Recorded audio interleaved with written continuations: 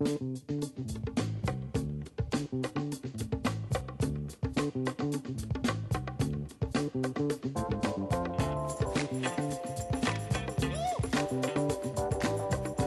Gator fans. I'm Bryan Montgomery. Today I am joined by head coach Kelly Swiney of the Allegheny baseball team. Coach, thank you for joining us today. Thank you for having me, Bryan.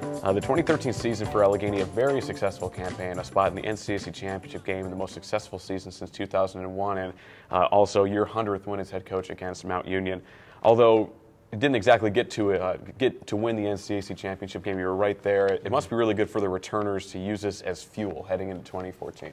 Definitely. It felt good to get to the conference championship game. We obviously wanted to win that game, and that was our goal. You know, the senior class that left last year was my first recruiting class. It was nice to see them, you know, improve each year and finally get to the championship game, things we talked about during the recruiting process. The guys, we have a strong contingent back, and we're really looking forward to it. Just listening to some of our captains and older guys talk to the younger guys about the team and where we want to be this year and what our goals are. A lot of it goes back to getting that far and having a successful season, but also the sting of losing and seeing, you know, Worcester celebrate on the field. So it was kind of bittersweet, but I was really proud of the team last year. I thought we, you know, did really well, maybe even possibly overachieved a little bit throughout the season. Yeah, and then let's look first at the pitching contingent for the Gators this year. Returning a lot of talent. Names that come to mind: Eric Brandt, Kyle Davis, Brandon Ellis, Steve Ramsdell, Mike Pizzone. And they're going to be joined by a really strong group of freshmen coming in, kind of bringing in a really strong class of incoming pitchers to once again accompany that strong class of returners. What should be the expectations for the pitching this year? We're really excited. I mean, when you have that much returning pitching back, you're going to be excited as a coach because the name of the game is pitching. I love hitting. I'm a hitting guy, but you have to have experience pitching. We wanted to bring in a strong freshman class this year because we knew we have 5 senior pitchers, 4 of whom have pitched a ton of innings for us, so we are going to lose a lot. But these freshmen, they're going to be in that 5th, 6th starter role, relief pitching role this year. They won't be thrust into being the main guys. If they end up cracking into the weekend starter top 4, it's because they've earned it, and that's going to make us even better. And then we see them as sophomores kind of taking over, just like this group of seniors did when they were sophomores taking over. I think the last year, our pitching staff was very good last year. I thought we lacked depth, and we've instantly made up for that by bringing in a strong group of freshmen.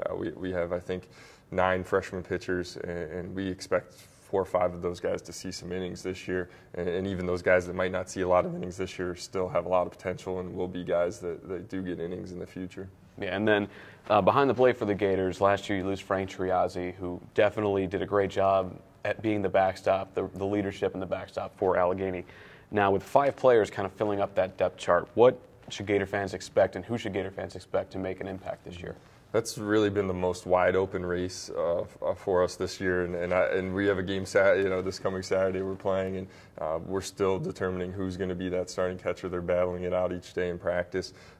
Shane Ringel is a senior. He's going to get a crack at it. Adam Bronson Jr., who caught a little bit last year as the backup to Triazzi, he's in the mix. Those 2 are battling out. Bolt Seymour, who's a freshman, is very good defensively, and he might be a guy that gets in that mix. And then Hayden Smith might not be a lot of innings catching, but he's really come a long way with his bat, and he'll be in the mix in the DH spot. You can never, replace Frank Triazzi just because of what a great leader he was. I remember sitting in these shoes last year thinking, how do we replace Ben Lowmaster, 3-year starter, all-conference, all-region type guy, and Frank stepped up, and we knew he could do it, and he had a great senior year, and I was really proud of him, and he provided a lot of leadership. So this year we're kind of back in that spot trying to figure out who's going to step up in that role and earn that position, and I think these early games between the first few weekends, even Florida spring break, those first 10 to 15 games are going to determine, who are going to be the guys, or who is it going to be one guy mainly, or are we going to split time all year long? I still don't think we have those answers until we see game action. Yeah, and then looking at the infield, the corner infield spot, definitely once again another spot that's filled with returning talent. NCAC newcomer of the year of last year, Joe Killian returns. Ben Murray comes back, who picked up a couple big hits throughout the season. Just to know that those guys are not only returning with their fielding, but also with their bats. It must be definitely optimistic to know that you have a couple of positions that you have some solid, outstanding returners to come. Definitely. And Joe's come a long way. He batted 4th in the lineup for us as a freshman, led the conference in walks, which is shows his his plate awareness and strike zone awareness. He's improved. You know, I'm seeing it throughout this year, even in the winter when we're hitting inside. He's improved, and he's going to be the catalyst for the offense. He's improved defensively.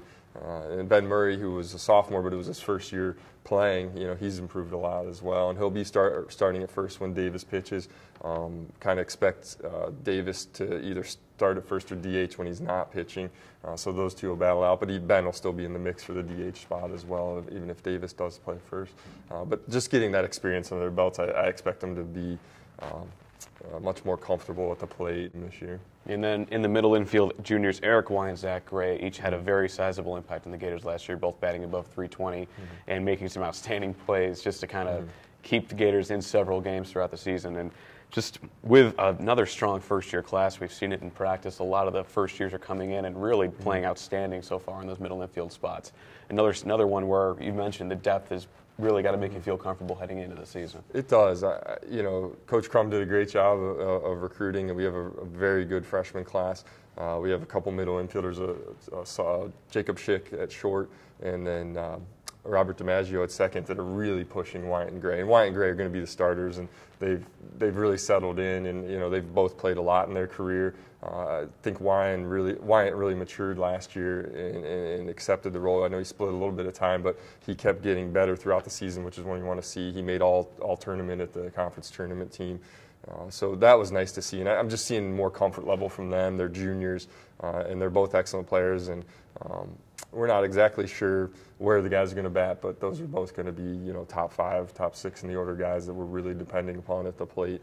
And like I said, the two freshmen backing them up make me feel really good as a coach, and both those guys will push for time, whether it's infield, DH spot. They're really, really doing some nice things out there for freshmen. Yeah, and then the outfield is perhaps where the Gators lost the highest quantity of players. You lose James Kim, who came right out of the gate last year, had an outstanding 2013 campaign, and then you lose an All-NCAC and also an academic All-American selection in Mike Kostelic.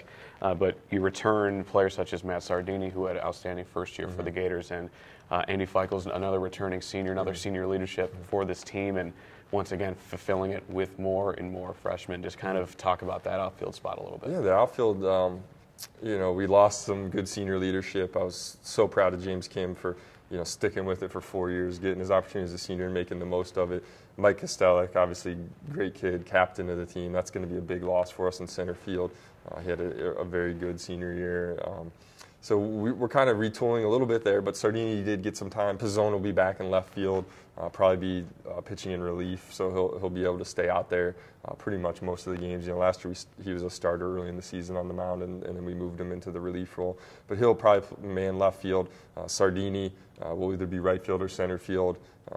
We have a freshman, Ian Frazier, who's probably going to get the first crack at center field. But you have Andy Feichels, you have R.J. Baker, you have some guys that have played a lot defensively. You know, R.J. Baker's a guy who didn't play much at all, and then we had some injuries or some guys struggle, and he got to start in the conference tournament. He came in one game and then got to start the next game.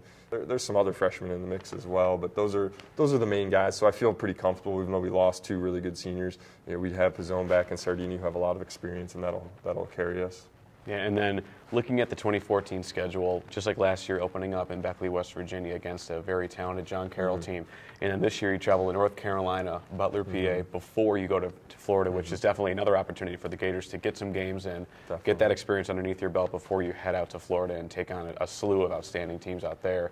And then, of course, you have the always challenging NCAC slate, home games this year against Hiram and Oberlin. Kind of looking at the team as a whole and looking at the schedule, a very, very difficult schedule. What are your overall expectations for the Gators this year? Yeah, I think we're going to be challenged early in the season. I think that's a good thing. You want to know where you stand. You want to know what you need to work on, where you need to improve. I think I was overlooking the schedule, and I think 40% of the games we play are against teams that were regionally ranked last year. A third of the games are against teams that made the NCAA tournament. We're going to definitely be challenged. I think our guys are ready for that. They welcome that.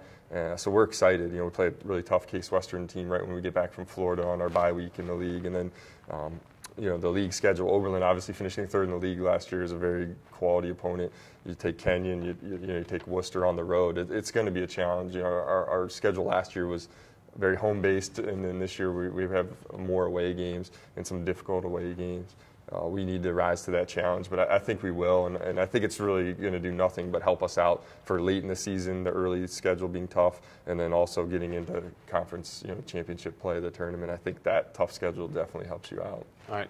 Well, Coach, thank you so much for joining us today, and best of luck to you this upcoming weekend against John Carroll for the season. All right. Thanks, Bryan. And Gator fans, be sure to keep it locked into AlleghenyGators.com for all of your up-to-date Gators info.